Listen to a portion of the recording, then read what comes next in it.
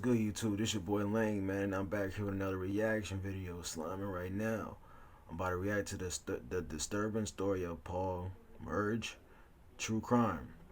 Now, a lot of y'all been hitting me, telling me to react to this story, this case, because y'all know that I be doing the forensic files, and I've done other case videos, like, you feel me? I know a lot of people know me for my music reactions and my funny video reactions, but you feel me? I also do reactions like this, you feel me, if you did not know. And on top of that, if you haven't seen like these type of videos, I got a playlist on the channel of like all the forensic file reactions I've done, all the case videos I've done. So if you haven't, go check them out, you feel me? But with this one right here, a lot of y'all was like, bro, this is one of them cases that is scandalous, and it was just like, it's crazy, you feel me? Like, you gotta see it, you feel me? So I was like, send it, and y'all sent it to me. And on top of that, before I want to get started too, I want to say happy Thanksgiving to everybody that's watching this, you feel me? Like, today is Thanksgiving, it's Thanksgiving Day, you feel me? So y'all let me know what y'all doing like today, you feel me? I'm probably go to my homeboy's house and eat up and smoke up and just chill, you feel me? And watch the games today, because I know Dallas is playing, New Orleans is playing, you feel me? Even though I'm not a fan of neither or, but I like watching Thanksgiving football. I do it every year, like being a football fan. Come on, man. But, and on top of that, before y'all ask, bro, what team you do? Like, bro, y'all already know it's the Niners. Like, even though y'all be seeing like the you know, the Seattle thing in the background, bro, like, no, it's not my favorite team. You feel me? No, at all. I rock with Seattle though, but not their teams, bro. I'm a 49er fan. Like, that's just what it is. But anyways, y'all let me know what y'all doing for Thanksgiving in the comment section below, you feel me? And for real, I hope y'all have a safe, fun Thanksgiving, you feel me, for real. But other than that, bro, we about to chill for the next 20-25 minutes, because y'all already know how we get down over here. I'm gonna break it down, you feel me? And I'm gonna tell y'all what it is, you feel me? And let's get it. This is the disturbing story of Paul Merge, aka y'all told me the Thanksgiving killer. So we about to see what happened, you feel me? And why bro do this on a day of, like, bro, why you do this on Thanksgiving? Like, why, bro? We about to see though. Let's get it, Slime. Let's go.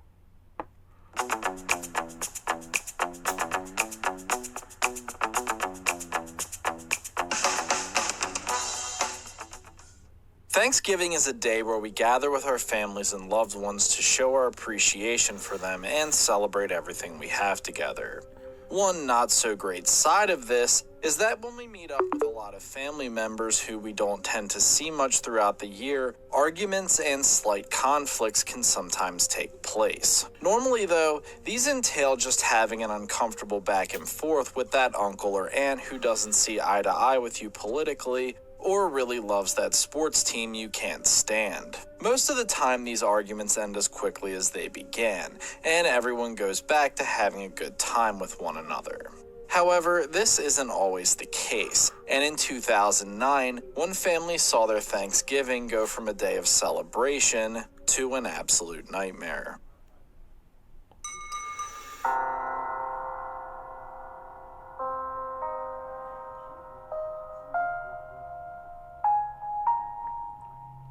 On Thanksgiving Day 2009, police were called to the home of Muriel and Jim Sitton, where a massacre had taken place that left 4 people lying dead. Among the victims were 33-year-old Carla Marriage, 33-year-old Lisa Knight, 79-year-old Ramonde Joseph, and most tragic of all, Jim and Muriel's 6-year-old daughter, Michaela. Several others in attendance had been wounded, with the worst of them being Lisa's husband, Patrick Knight, who would survive his injuries but would spend 3 months in a medically induced coma. Police spoke with the survivors as paramedics arrived and were told a horrific tale. The day had begun as peaceful and happy as one could ask. This year, the Sittons were hosting 16 of their immediate and extended family at their upscale home in Jupiter, Florida. Shortly after everyone had arrived, Michael Marriage, Muriel's uncle and father of Lisa and Carla, informed everyone that his son Paul Merhige had called and was on his way over to the home. This announcement caught everyone off guard, as Paul had something of a troubled history with his family. Growing up, he had been a promising child, an honor student who had earned nothing but straight A's in school and had set his sights on becoming a doctor after graduating. However, something went terribly wrong in the years after Paul left high school. He began to exhibit very violent and aggressive behavior, as well as severe emotional instability. This made it almost impossible for him to hold down a job or socialize well enough to be able to get into a decent college and pursue his medical school dreams.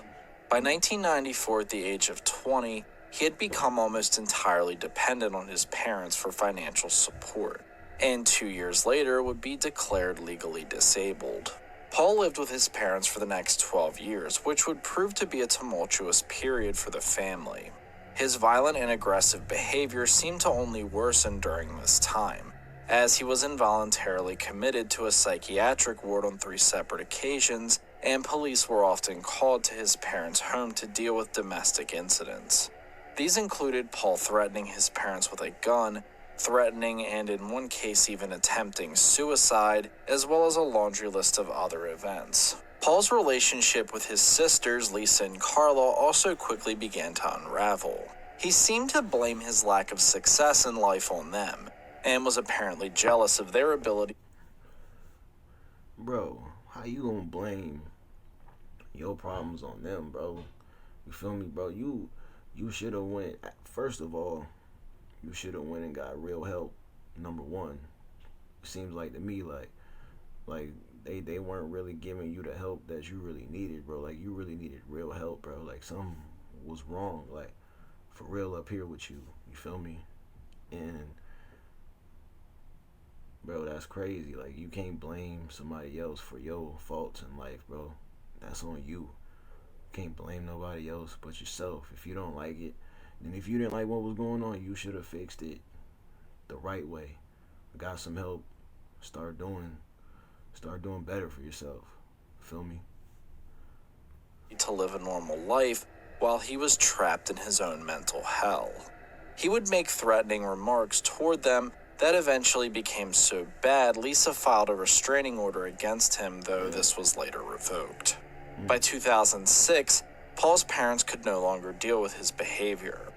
They purchased a condo for him to live in and hired a housekeeper to not only look after the place, but keep track of whether or not Paul was taking his psychiatric medication. Because of all this, Paul had become something of a black sheep in the family. In fact, the previous Thanksgiving's host had informed Paul's parents that they would not be welcome if they tried bringing their son with them.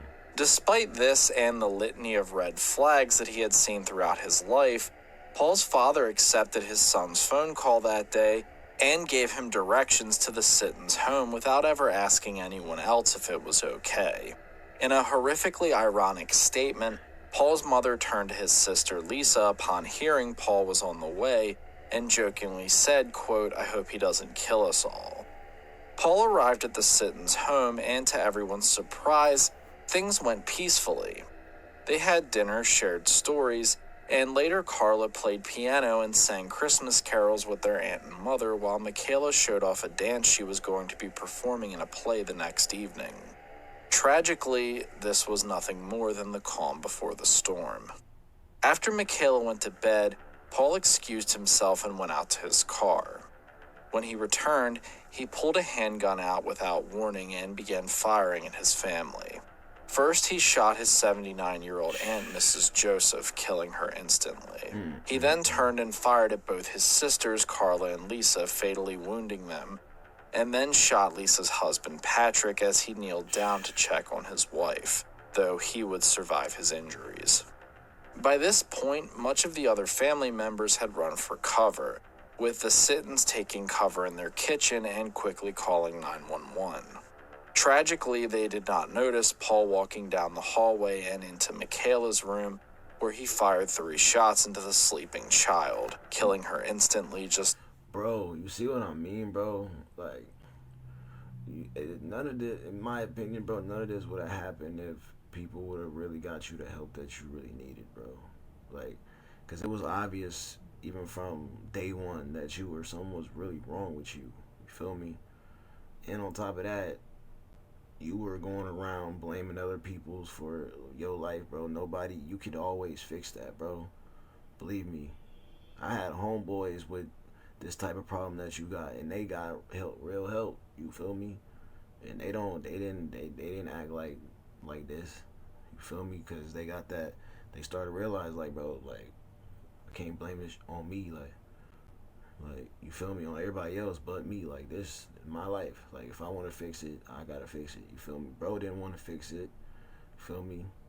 Like, and it to me is like, bro just had issues. You feel me? That didn't get fixed. You feel me? If bro's issues would have got fixed, for real, I don't think bro would have did none of this nonsense. Like, bro, you killed the child, bro, and you didn't doing this for no reason. You doing this because you think that they're stopping you from doing whatever, which is not the truth, bro. You stopping your own self. You feel me? You're the one making these decisions. You feel me? And it ain't cool, bro. It's not. Like, you don't get no cool points, no cool points for doing this, bro, at all. Days before what would have been her 7th birthday. Paul emerged from the room and walked back down the hallway, where he turned to the traumatized survivors and remarked, quote, "I've been waiting 20 years to do that," before walking out the front door, getting into... You see what I mean? And it's like, bro, he had this premeditated. So, to me, and it's like I said, bro had the power to change, to do all this, but he chose not to. He chose not to go get help. He chose not to go get better. He chose to do this. You feel me? And it's like he wanted to do this. So it's like, bro, you had this on your mind. You don't get no cool points, bro. You did this, or for you thought it was just, you know, like, nah, bro, it's not cool. His blue Toyota Camry and driving away.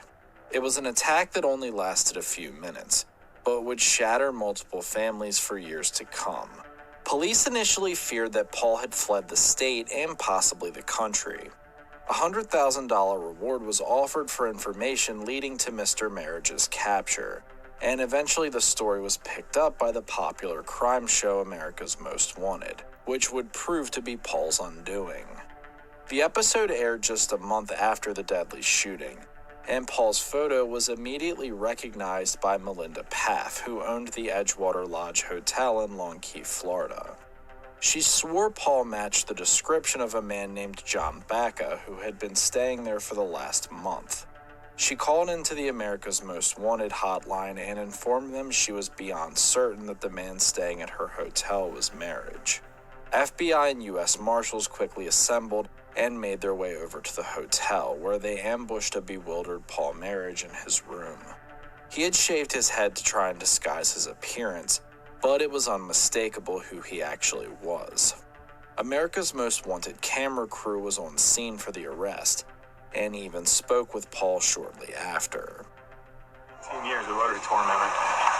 What do you mean by that? I've had chronic medical problems and mental problems. It's been a nightmare.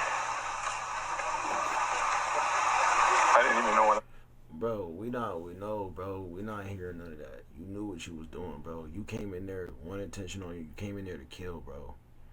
Don't blame this on your partner. No, that was you. Feel me? I was doing. During interrogation by police, Paul seemed in a daze, almost as if he didn't comprehend what he had actually done, which initially gave the impression that he was going to be angling for an insanity plea. Any hope of that would quickly fall apart, though. Not only did his actions over the years and his very own words after committing the crime indicate he had long been planning to harm his family, but investigators found that in the weeks leading up to the shooting, Paul had withdrawn $12,000 from a savings account his parents had set up for him and used some of the money to go buy guns and ammo from a local firearms store. In total, he was charged with 4 counts of first-degree murder and prosecutors also announced they would be seeking the death penalty. The trial, though, would never come.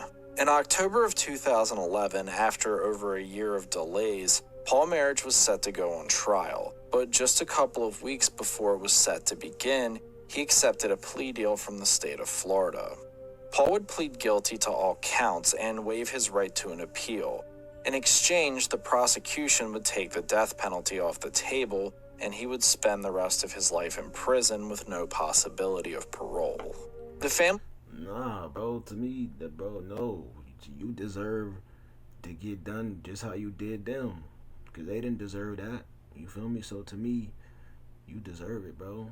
Bro, you killed people, bro. You had the intention to kill, bro. So you should get treated just like that. I don't know why they took it easy on you. Like, for what? And you killed the little kid, bro. You killed the little kid. Like, there's no sympathy for you with me. Like, I would have gave you the death penalty. Straight up. First of all, you went in there, your intentions was to kill. Then you killed the little kid for no reason. Feel me? Family members who had been Paul's victims were torn on this decision. Jim and Muriel Sitton, who had lost their young daughter, Michaela, wanted the case to go to trial and Paul to face the death penalty. They had spent over a year preparing themselves for the trial and felt blindsided by the sudden plea deal and publicly lobbied for the case to go to trial and were supported by America's Most Wanted host John Walsh. Others, though, such as Lisa's husband Patrick Knight, simply felt that going to trial would be like reliving the pain of that night all over again, and supported the plea deal, hoping they could finally begin the process of healing. Despite the controversy over the decision, Florida prosecutors accepted the deal, and Paul was handed 7 consecutive life sentences. Though Paul might be in prison for the rest of his life, the scars he left on his family will remain forever. Not only in the loved ones who were taken too soon, but in the family ties that are now permanently severed. Jim and Muriel felt that Paul's father, Michael, shared some of the blame in his son's actions. He had invited Paul over without permission, knowing his history of violence against his family. Whether you believe Paul's parents were culpable in their son's actions is for you to decide. But the Sittons clearly did, and subsequently filed a civil suit against them alleging criminal negligence. This made its way to the courtroom, where a judge ruled that the Merhiges were not criminally liable for Paul's actions and dismissed the case. Neither the Merhiges or the Sittons have spoken to one another in the years since. Paul now sits in a Florida jail, where he will remain until the day he dies. In the 12 years since his crime, all of the victims have tried their best to move on with their lives, but will forever remain haunted by the memories of that fateful Thanksgiving night. This is Crime Spot, and thank you for watching. And I'm gonna end it right there, Slime. Bro, like I said, bro, to me, bro, should have got a death penalty, in my opinion. Because, bro, you went in there, the intention to kill, and then, bro, you feel me? But y'all let me know how y'all feel on this, you feel me? To me, if bro, in my opinion, would have got the help he really needed, to me, none of this wouldn't even happen, in my opinion. Because bro would have not have been like that, you feel me? If bro would have got the help he needed, he would have got help to be normal, you feel me? So, and it's like, he didn't want it, you feel me? It's like he wanted to do what he wanted to do, you feel me? And then it's like, you did that. So now you like, bro, to me, you gotta face all the consequences. To me, you got a slap on the wrist, to me. Because it's like, bro, screw getting life, bro. You killed people. That was premeditated murder, bro. Feel me? If that was I ain't trying to be, but let's be real, y'all. If that was a person like me and I did this, you think they just giving me life, bro? No, they're giving me the death penalty, bro. Off top. Feel me? So it's like, bro, to me, you should not have got a pass. No way. But y'all let me know how y'all feel on this, you feel me? And rest in peace to the people that lost their life in this. You feel me? And for the people that lived, I hope y'all can one day move on with y'all lives for real, cause that shouldn't even have happened to y'all. You feel me? So I hope all y'all find peace in this. You feel me? And that's it. You feel me? And I hope, I hope they're having a playing field with you in the pen right now, for real. And that's it. You feel me? And happy Thanksgiving to y'all. You feel me? For real. Y'all stay safe this Thanksgiving. Y'all have fun. And that's it. You feel me? I'm gonna see y'all in the next one, Slime. One.